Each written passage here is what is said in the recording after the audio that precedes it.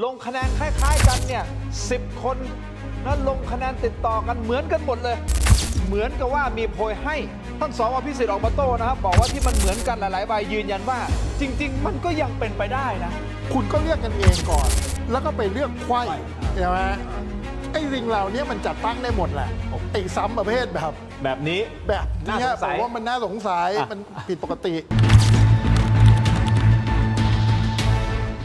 ล่าสุดนะฮะท่านสว.พิสิทธิ์เองก็ออกมาโต้นะเรื่องบัตรลงคะแนนที่เขาบอกว่าเนี่ยมีการเปิดออกมาแล้วทำไมลงคะแนนคล้ายๆกันเนี่ย10 คนนะลงคะแนนติดต่อกันเหมือนกันหมดเลยเหมือนกับว่ามีโพยให้นะทั้งที่มันควรจะเป็นความลับหรือเปล่า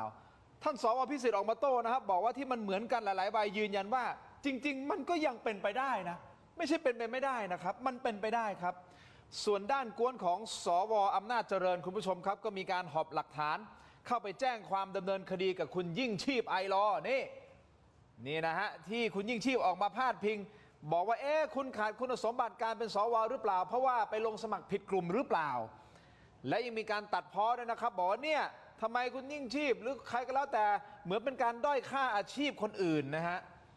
และมีการบอกนะสื่อสารไปถึงไอลอก็คุณยิ่งชีพเนี่ยแหละฮะบอกว่าอย่าเอาหลักไอลอมาตัดสินแทนกฎหมายกกต.ในขณะเดียวกันคุณผู้ชมครับหลายฝ่ายก็จับตาขั้วอำนาจอย่างพรรคภูมิใจไทยที่ตอนนี้มีข่าวลือสะพัดหนาหูบอกว่ากำลังเกิดรอยร้าวลึกข้างในนะครับเพราะล่าสุดเขาบอกว่ามีข่าวว่ารายงานข่าวว่ามี20 สสเนี่ยบินไปดักเจอท่านนายกอนุทินที่จีนเพื่อขอปรับทุกข์และกดดันนะครับบอกเนี่ยท่านนายกท่านต้องปรับครม.แล้วนะไม่งั้นมันจะไปไม่ไหวนะจริงเท็จแค่ไหนอย่างไรมาวิเคราะห์การเมืองกันนะครับคุณผู้ชมครับกับท่านแรกครับอาจารย์พิเศษมหาวิทยาลัยธรรมศาสตร์วิชาการสื่อสารทางการเมืองนะครับอาจารย์วรนัยวณิชกาอาจารย์โก้ครับสวัสดีครับส่วนอีกท่านหนึ่งครับท่านเป็นครีเอทีฟโฆษณาและนักออกแบบแคมเปญการเมืองนะครับคุณผู้ชมครับคุณประกิตกอบกิจวัฒนาหรือว่าอาจารย์แมวครับสวัสดีครับพี่แมวครับขอบคุณทั้งสองท่านที่ให้เกียรติรายการถกไม่เถียงผมเอาประเด็นแรกก่อนเลยนะฮะสว.พิสิทธิ์ออกมาโต้เรื่องของแพทเทิร์นตัวเลขในบัตรเลือกสว.ที่มีการออกมาเปิดนะอาจารย์ลอยก็ใส่Excel ออกมาแล้วก็เป็นภาพถ่ายออกมาแล้วบอกดูสิมันมีความเป็นไปได้หรือเนี่ยฮะที่สามารถที่จะเขียนชื่อตำแหน่งตรงกันเป๊ะๆคนช่องที่1ช่องที่2ช่องที่3ช่องที่4เนี่ยแล้วแต่ละคนเขียนเป๊ะเหมือนกันหมดเลยเนี่ยเป็น10คนเนี่ยหลาย10 คนแหละเขาบอกความน่าจะเป็นหรือ probability เนี่ยโอ้โหมัน1 ในไม่รู้กี่ล้านเนาะใช่ไหมฮะแล้วมันเป็นไปได้ขนาดนั้นเลยเหรอแต่ท่านสว.พิสิทธิ์ท่านบอกงี้ครับ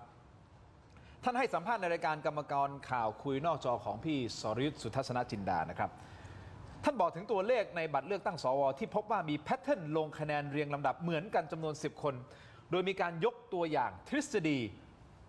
ฟังนะฮะท่านยกตัวอย่างทฤษฎีเหตุผลวิบัตินักแม่นปืนชาวเท็กซัสหรือว่า Texas Sharpshooter Fallacy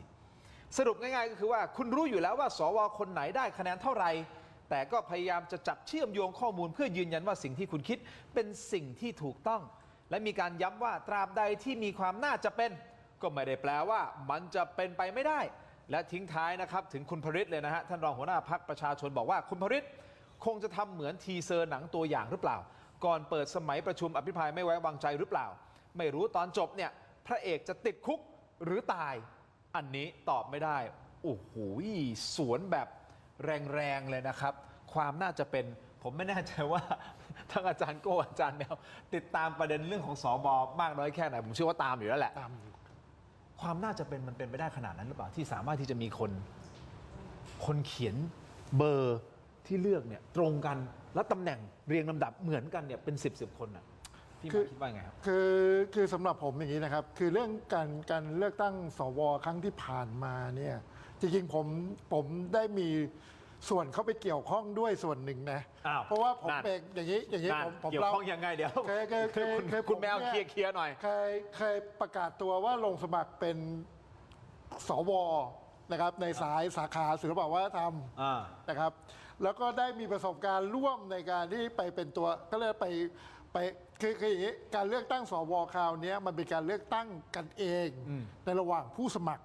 ใช่ไหมนี่ผมก็มีประสบการณ์ส่วนหนึ่งที่ได้เข้าไปเป็น ส่วนหนึ่งในการคะแนนรับคัดเลือกนะครับ จริงๆเราก็เห็นความคะแนนนะความตั้งกลุ่มตั้งกวน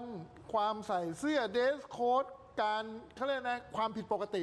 ในคูหาเลือกตั้งวันนั้นเนี่ยมันมีความผิดปกติอยู่เช่นนะครับความผิดปกติก็คือว่าคืออย่างเช่นเวลาคุณทำข้อสอบอ่ะก็ต้องโต๊ะใครโต๊ะมันถูกไหมคุณไม่มีทางหรอกเดินมีคนเดินถือโพยแล้วก็เดินข้ามไปข้ามมาแล้วสามารถที่จะพูดชี้นำได้เนี่ยขนาดนั้นเลยเหรอขนาดนี้อันนี้ผมเนี่ยประสบเหตุด้วยตัวเอง เพราะว่าผมเนี่ยในฐานะที่ผมเป็นผู้สมัครคนหนึ่งอยู่ในนั้นนะครับทีนี้ไอ้สิ่งที่เขาพูดมาเนี่ยเอาเข้าจริงๆเรื่องหนึ่งเนี่ยที่2 วันนี้ที่เราเห็นเรื่องของอาจารย์ลอยที่ว่าแกก็พูดถึงเรื่องว่ามีคนแฮกกล้องของกกตใช่ไหมตอนนับคะแนนตอนนับคะแนนอะไรก็แล้วแต่เนี่ยจริงๆไอ้สิ่งเหล่านี้มันก็เป็นหลักฐานอยู่อันหนึ่งซึ่งพูดตามตรงว่ากกตก็ไม่เคยเปิดเผยเรื่องนี้นะครับทีนี้ผมคิดว่าไอ้สิ่งที่มันเป็นข้อคอรหาต่างๆเนี่ยมันมีทั้งความเป็นไปได้แน่ๆที่อาจจะมีการล็อกผลล็อกเขาเลยนะหรือการวางเครือข่ายของการที่จะโหวตนะครับอันนี้มันเป็นไปได้นะครับแต่ว่ามันก็ต้องการหลักฐานที่มาพิสูจน์ถูกไหมครับทีนี้ผมคิดว่าจริงประสบการณ์ที่ผมเห็นน่ะเราก็เห็นอยู่ว่ามันมีการเขาเรียกนะมีการเชื่อมโยงมีความการทำงานอย่างเป็นระบบเป็นเครือข่ายของการจะโหวตคะแนนอย่างเช่นในแต่ละสาขาเนี่ยถูกไหมฮะคุณคือผมก็จำรายละเอียดไม่ได้ exactly นะแต่ว่าแต่อย่างเช่นในรอบแรกเนี่ยคุณก็เลือกกันเองก่อนแล้วก็ไปเลือกไขว้ใช่ไหมไอ้สิ่งเหล่านี้มันจัดตั้งได้หมดแหละถูกไหมในแง่ของเครือข่ายว่าคุณจะวางใน20 สาขาอาชีพเนี่ยคุณจะวางยังไงไปถึงรอบไขว้แล้วรอบไขว้จะเลือกใครอะไรเงี้ยผมว่ามันออกแบบได้หมดซึ่งมันมีรูรั่วในระบบนี้อยู่อันนี้เราต้องยอมรับมันมีรูรั่วอยู่แต่สวพิสิทธิ์ท่านบอกเลยนะครับว่าเฮ้ยมันก็เป็นไปได้นี่ที่คนที่สามารถที่จะลงคะแนนเหมือนกันเรียงลำดับเหมือนกันมันมีความเป็นไปได้อยู่แล้วนี่เราจะมากล่าวหาได้กันว่านี่คือการล็อกหรือว่าทีนี้ผมก็เลยจะบอกว่าอย่างนี้นะคุณรู้ไหมว่าวิธีการเลือกตั้งสวที่ผ่านมาคืออะไรคุณไปสมัครเสร็จเนี่ยเขาก็จะแจกโพยมาให้คุณเล่มหนึ่งว่าเฮ้ยในทั้งหมดเนี้ยมีผู้สมัครกี่คนถูกไหมฮะผมถามหน่อยในกระดาษ A4 เนี่ยเขียนชื่อปีเกิดเขียนสถาบันการศึกษาจบแล้วก็เขียนเขาเรียกนะวัตถุประสงค์ในการที่คุณอยากจะมาสมัครเป็นสวและขับเคลื่อนประเทศเนี่ยแค่ A4 ในบรรดาผู้สมัครทั้งหมดเนี่ยคือคำถามว่าบางคนเนี่ยคุณยังไม่รู้จักครบทุกคนเลยในนั้นน่ะคุณจะมาลงชื่อเขาเรียกนะลงเบอร์โหวตให้ได้ตรงกันทุกคนซ้ำๆกันในจำนวนอย่างเงี้ยได้ไงโอเคอันนี้ตามเป็นคำถามนะครับตั้งคำถามคือผมคิดว่าไอ้กระบวนการสรรหาอย่างเนี้ยคือมันเราก็เห็นอยู่แล้วมันมีการจัดตั้งมันมีการวางเครือข่ายได้มันไม่ใช่ว่ามันทำไม่ได้ถูกไหมครับแต่ถามว่าไอ้จะลงซ้ำๆมันเป็นไปได้ไหมก็อาจจะเป็นไปได้แต่ไอ้ซ้ำประเภทแบบนี้ผมว่ามันน่าสงสัยมันผิดปกติอาจารย์ก็คิดไงครับประเด็นนี้ในสำหรับคนที่สอนการสื่อสารทางการเมืองเรื่องหัวสวนี่เป็นเรื่องที่สนุกมากและมีบทเรียนอย่างมากอย่างเช่นไอ้เรื่องเรียงคะแนนเรียงแต้มเนี่ยนะครับก็คือเราก็ได้เห็นแล้วว่าสวหลายกลุ่มผู้สมัครสวหลายกลุ่มนั้นกาลงไปแล้วผลออกมาก็คือเหรียญเหมือนกันเด๊ะตั้งหลายกลุ่มเพราะฉะนั้นอาจารย์ลอยก็ไปคำนวณทางคณิตศาสตร์ออกมาแล้วก็บอกว่ามันเป็นไปได้1 ใน 5,000 ล้านความเป็นไปได้คือ1 ใน 5,000 ล้านทีนี้สวพิสิทธิ์ก็ออกมาพูดว่าเฮ้ยนี่คือ Texas Sharpshooter Fallacy หมายความว่าถึงแม้ว่ามันจะ1 ใน 5,000 ล้านแต่มันก็เป็นไปได้เพราะฉะนั้นอย่าไปโฟกัสกับการเรียงกันหันมาให้ความเป็นธรรมกับความเป็นไปได้1 ใน 5,000 ล้านนะครับทีนี้มันก็มีอีกทฤษฎีหนึ่งนะครับที่สามารถที่จะเอามานำเสนอกับสวพิสิทธิ์ได้นั่นก็คือทฤษฎีที่เรียกว่า slotful induction slotful ก็คือไอ้ตัว slot ตัวที่ขี้เกียจ ที่ช้าๆ ตัวที่เกียจคร้าน สล็อต นะ induction ก็คือการสรุปออกมา ทฤษฎีนี้ก็คือว่าการสรุปอย่างขี้เกียจนั่นก็คือพอคุณเห็นเรียงกันเหมือนกันข้อสอบเหมือนกันเยอะแยะเต็มไปหมดคุณสรุปว่าว่ะมันเป็นเรื่องบังเอิญนั่นแหละง่ายๆจะได้จบไป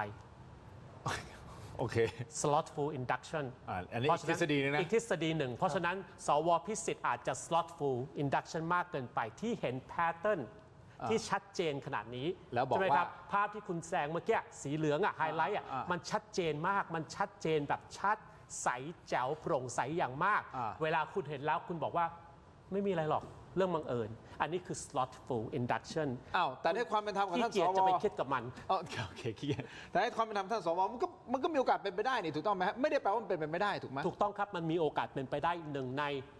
5,000 ล้านนะครับ ทีนี้เราอยู่ในโลกของวิทยาศาสตร์โลกของความเป็นจริงก็คือ มันไม่มีอะไรในโลกนี้ที่100%ล้านเปอร์เซ็นต์ไม่ว่าคุณจะไปทำสถิติไปทำโพลแม้กระทั่งคุณไปตรวจพิสูจน์ DNA เนี่ยว่าคุณจะเป็นพ่อของใคร มันไม่มี100%มันมีแต่ 99.99 99.98 มันไม่มีอะไร100%แต่ในเมื่อคุณมีตัวเลข1 ต่อ 5,000 ล้านและคุณยังสรุปว่ามันบังเอิญอีก อันนี้ผมว่า slotful induction คือเวลาเราถามว่ามันเป็นไปได้ไหมเนี่ยเราก็ต้องดูว่ามันเป็นธรรมชาติด้วยไหมถูกไหมครับ คือไอ้สิ่งที่เราเห็นอย่างเงี้ยมันคือมันไม่ได้เป็นธรรมชาติของมันเนี่ยคือสมมติโอเคมันสมมุติว่าเราอาจจะมีชื่อซ้ำบ้าง แต่ผมคิดว่าในรายละเอียดที่มันแตกต่างมันก็ควรจะมีมันไม่แพทเทิร์นขนาดแบบทั้งเลขทั้งตำแหน่ง ถูก ลำดับทั้งลำดับทั้ง ใช่ ลำดับมันเป๊ะกันพอดี คือเวลาคุณนำข้อสอบเนี่ยเวลาคุณเข้าลอกข้อสอบเนี่ยเอางี้กขข้องอเนี่ยถูกไหมถ้าคุณถูกกันเป๊ะเหมือนกันหมด10 แผ่นเนี่ยผมว่ามันผิดปกติแล้วมันไม่ใช่ธรรมชาติถูกไหมฮะแต่ไม่ได้แปลว่าเป็นไปไม่ได้นะ แต่มันไม่เป็นไปไม่ได้ โอเค แต่ว่ามันก็คือว่ามันก็ส่อว่าเฮ้ยอันเนี้ย น่าจะ มันมีความผิดปกติ โอเค ถูกไหมเพราะฉะนั้นไอ้เรื่องความผิดปกติ คุณก็ต้องการพิสูจน์ถูกไหมครับ นั่นแหละครับคุณผู้ชม1 ใน 5,000 ล้านนะครับคุณผู้ช เว ชม ลา ครับ พูดล้านไม่ต้องมามองที่หัวผม